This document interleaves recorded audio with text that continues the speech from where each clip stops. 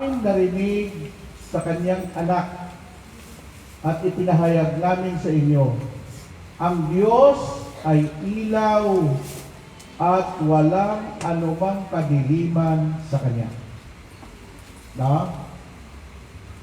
Mayroon pong nangyari mga kapatid, na ang simbahang Katoliko nagkaroon po ng tinatawag na Dark Ages of the Church. Yung mga hindi nag-aral sa history, sa tradisyon ng Catholic Church, hindi nyo alam na napakahabang panahon na ang simbahan nagkaroon ng tinatawag na Black Pope, dalawa ng Santo Papa, at ang mga obispo noong unang panahon, kardinal, may sarili na po silang mga army, sapagkat very powerful po ang Pope noong unang panahon, kasi hindi po makaupo sa trono ang isang hari o isang reyna pag walang basbas ng Santo Papa. Kaya nung time na yon, nagkagulo sila. Hindi na malaman kung ano po ang gagawin. Noong panahon ni Hitler, lahat ng Bible pinasunog ni Hitler. Noong unang panahon, wala nang nagbabasa ng Bible. Wala nang nagtuturo. Ano mangyari sa mundo? Ang mundo ay balot na ng kadiliman. Amen? Sapagkat ang salita ng Diyos ay liwanag. Ito ang nagbibigay tanglaw sa ating buhay. Kaya po, ang Isaiah chapter 9, tingnan natin yung sinulat dito sa Isaiah chapter 9 verse 2. The people who walk in the darkness have seen a great light. They live in the land of shadow, but now light is shining on them. Tandaan po ninyo ang nag-prophesize about Messiah ay si Prophet Isaiah. At siya rin ang nagsabi, nakatanaw ang isang malaking liwanag. Ang bayang malaon ng nasa kadiliman. Namamalaag na ang liwanag sa mga taong namumuhay sa lupaing balot ng dilim. Sino ang tinutukoy ni Propeta Isaiah doon?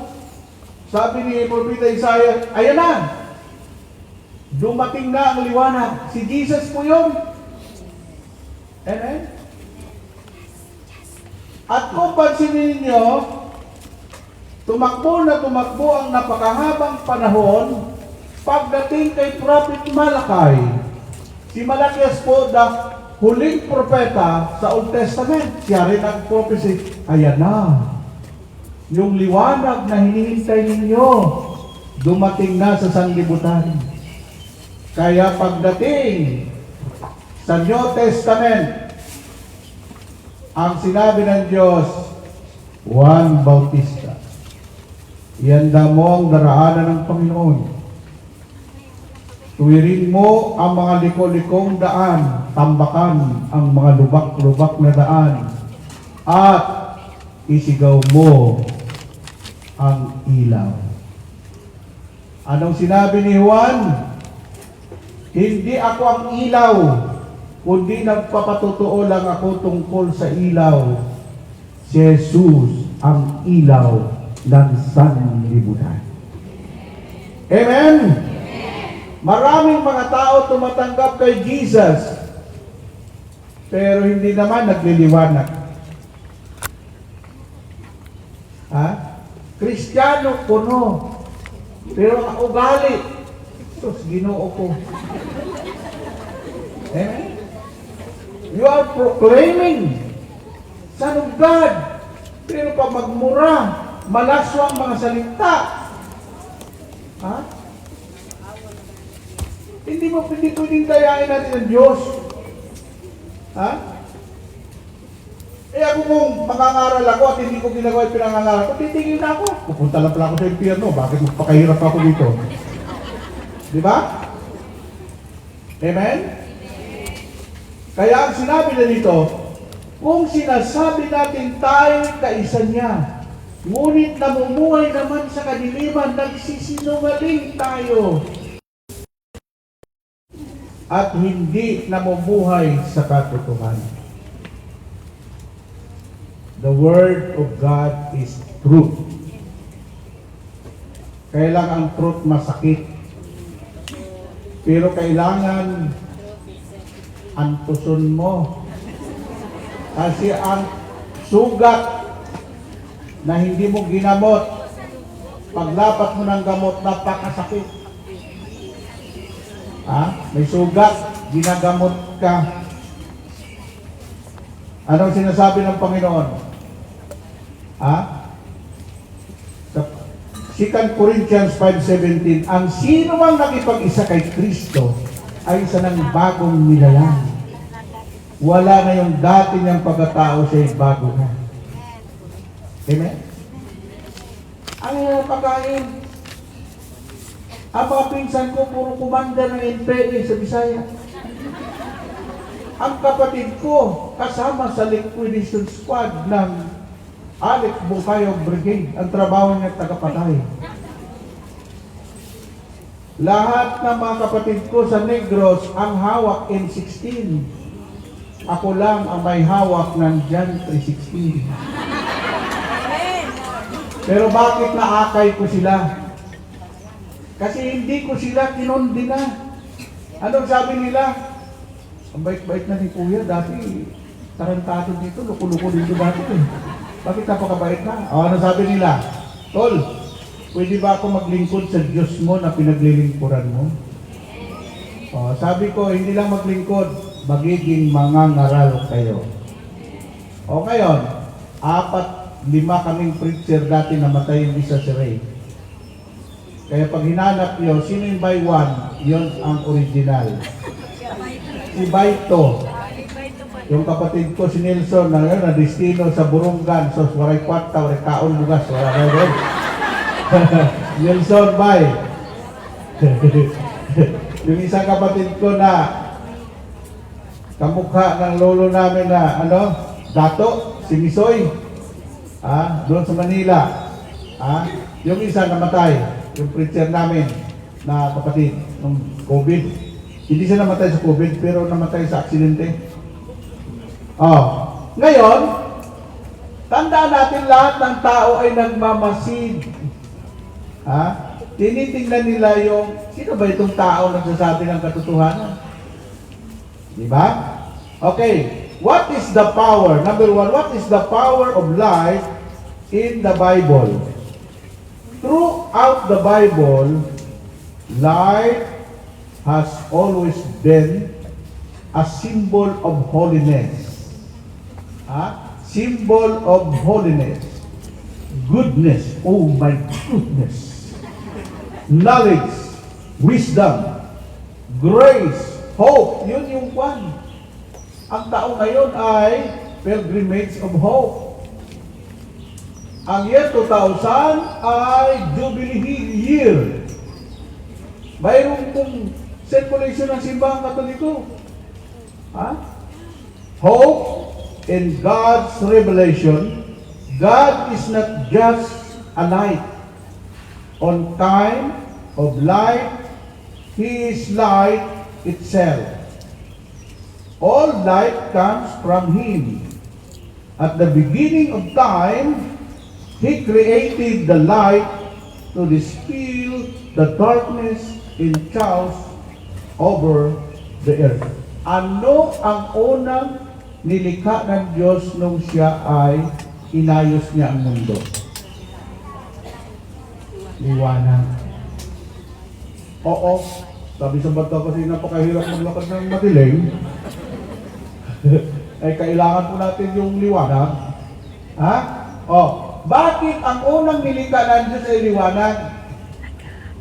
Kasi kailangan yan. Hindi ka pwede magtrabaho sa dilim. Ha? Kailangan mo ang liwanag.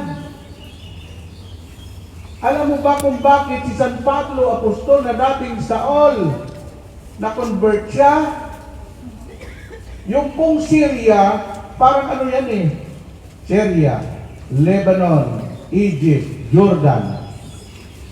Si Saul, hinahabol niya mga Kristiyano para patayin. Nung nandoon na sila sa Damasco, ang sinabi ng liwanag, tinamaan po si Saul ng liwanag sa mata.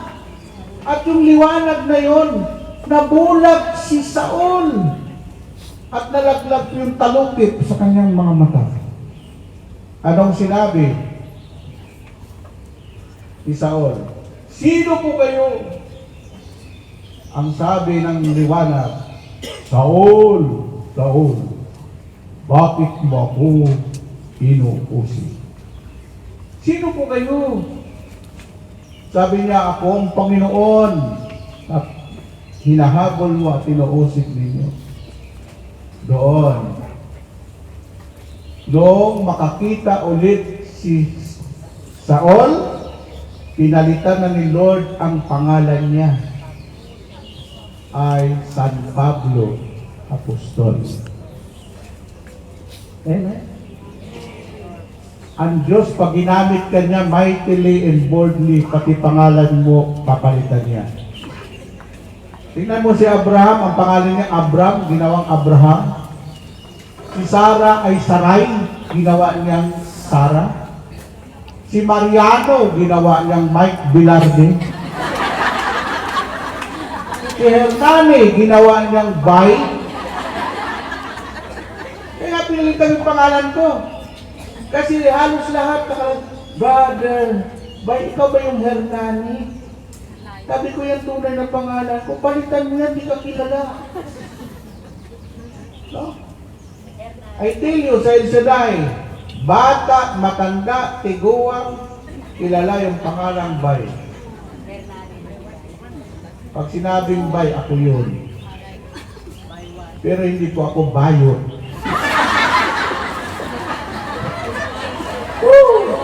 Ay, nako. Yan. No? Darating ang panahon na papalitan ni Lord ang pangalan mo kung gagamitin ka ni Lord. No? Ewan ko kung anong gagawin ni Lord sa pangalan ni George, sa pangalan ni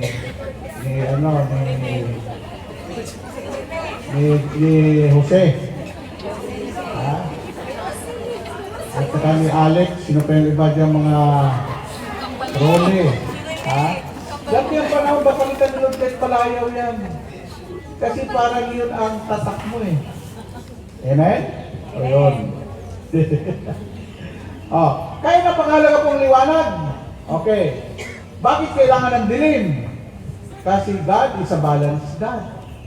Nung makita ng Diyos, magkaroon ng dilim, tatawagin kong gabi. Kasi kung puro liwanag, mamamatay ang mga tao. Kasi mainit, gabi. Kaya sabi ni Lord, dapat ang araw ipagtatrabaho ninyo, ang gabi ipapahinga ninyo. Kaya lang mga tao ngayon wala nang pahinga. Ha? Puro overtime. Wala nang mababasa sa radyo salitang overtime sa Bible. Walang overtime doon. Ang gabi ginawang pamamahinga. Ang araw ginawang magtrabaho. Nung mauso ang cellphone, wala. Dilat na mga mata lahat. Amen? Amen po ba? Kaya marunong ka rin dapat, you can manage your time, pagtulog, pagkain, lahat, i-manage mo yan. Kung ikaw ay nasa liwanag. Amen? Okay. Why is it important to walk in the light? Gaano ka-importante? Okay.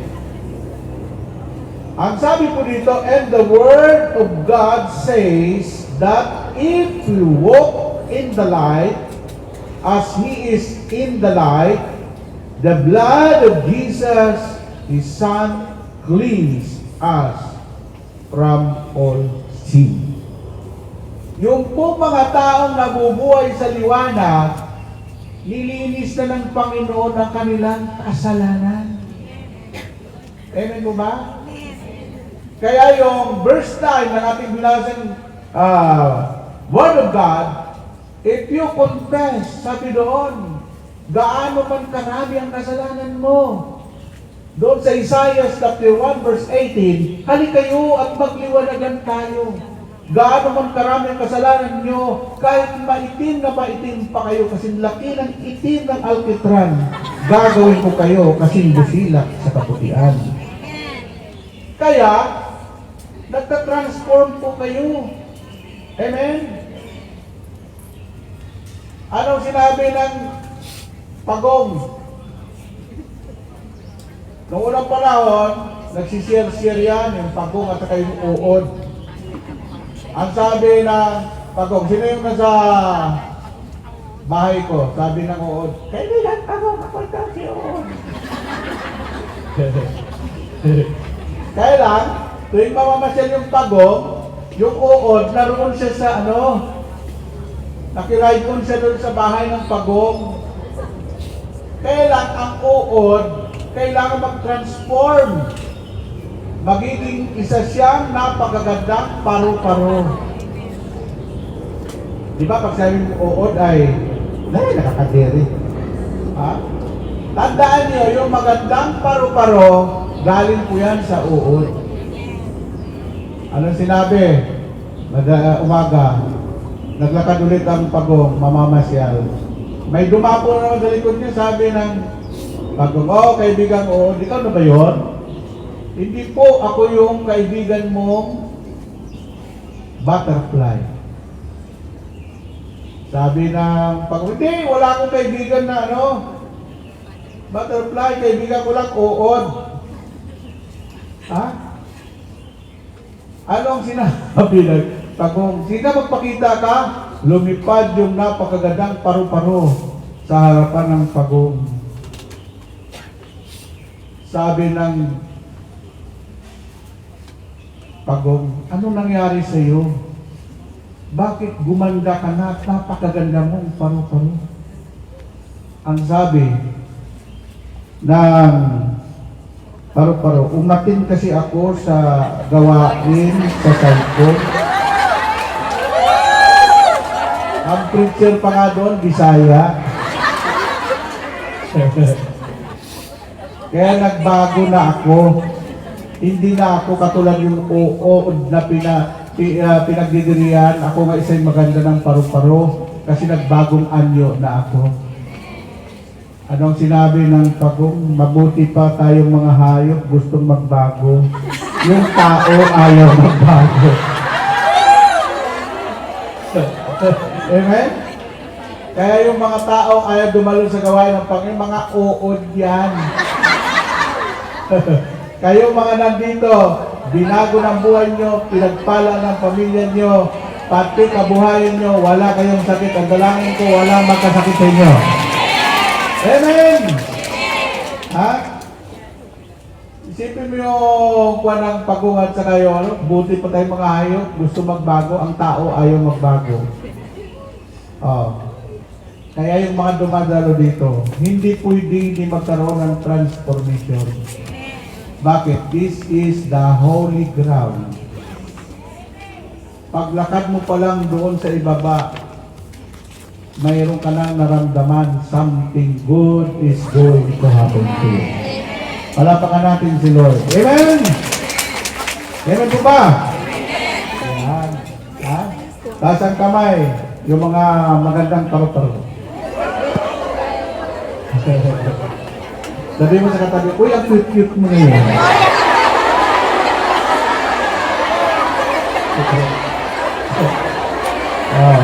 Tingnan mo? Kaya bang bayaran ng...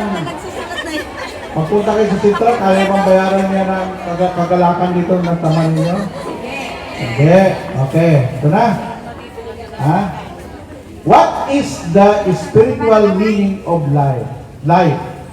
Life is the first of the Creator work manifesting the divine operation in the world. Talagang yung inoperate ni Lord. Kasi ang mundo nung una daw, wasak-wasak. Bago likain ng Diyos ang tao, nilikha niya muna ang pangangailangan ng tao. Kaya tingnan mo, inayos siya, magkaroon ng ilaw, magkaroon ng dilim, magkaroon ng mga halaman, magkaroon ng mga hayop, magkaroon ng dagat. Halos lahat.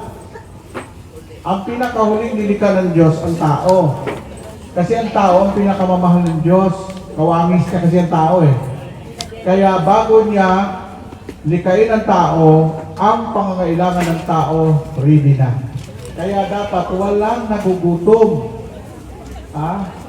Kaya lang ang mga tao nagiging sakim. Yung iyo ay akin, ang akin, akin lang. Nauso na yung korupsyon dahil sa kasalanan, nauso na yung pagiging greedy. Nauso na yun. Kasi ang resources ng Diyos, hindi po naubos. Yung isang kinain mo, may kapalit na yan doon sa dagat. Yung kinain natin lahat may kapalit na yan, hindi naubos ang resources ng Diyos. Nauubos lang yan dahil sa kasakiman ng tao. Amen? Anong sabi niya dito? Tingnan po natin. Ang liwanag ay mayroong benepisyo. Ulitin ko, the benefits of the light of God's Word. Ang una po yan, mga kapatid, ay from life, buhay. Sabihin nyo, buhay. Kung wala kang buhay, wala ka talagang kabuhay-buhay. Amen?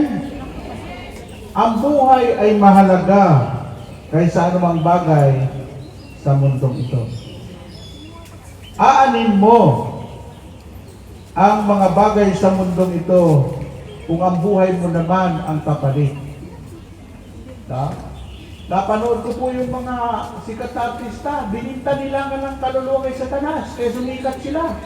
Yung mga rock. No? Kasi ang kaluluwa mo kukunin sa Satanas yan. Kapalit kayamanan. Diba? Pero hindi, ibigay mo dapat ang buhay mo kay Kristo para maging liwanag ka sa madilim na mundong ito. Amen? Tingnan natin yung Psalms 56 verse 13. Ang sabi po dito sa 56 verse 13. Pagkat ako'y iniligtas sa bingit ng kamatayan, iniligtas mo rin ako sa ganap na katalunan. Ako'y ngayon ay lalakad sa harapan mo, O Diyos, na taglay ko ang liwanag na ikaw ang nagdudulot. No? Iniligtas mo ako sa tiyak na kapahamakan. For example, na-accidente ka, hindi ka namatay. Sino nagligtas sa'yo doon? Halimbawa, may cancer ka, nakasurvive ka. Sino nagligtas sa'yo doon? O ang buhay mo ngayon, hindi na iyo. Gamitin mo na ang buhay mo, magiging patutuo ka sa mundo na maging liwanag ka. Yung sinasabi dito sa ating binasa, at ngayon ay lalakad ako sa harapan mo, O Diyos, na taglay ang liwanag na ikaw ang nagdudulot. Amen? Alam mo, di pa? May mga tao hindi nakukumbinsi sa napakagaling na mga preacher. Magaling naman no? Pero nakukumbinsi sila sa testimony ng taong binago ng Diyos at iniligtas ng Diyos ang buhay sa tiyak na kapahamakan. Amen? Wala akong alam mo nung unang panahon, no? Wala naman kaming alam sa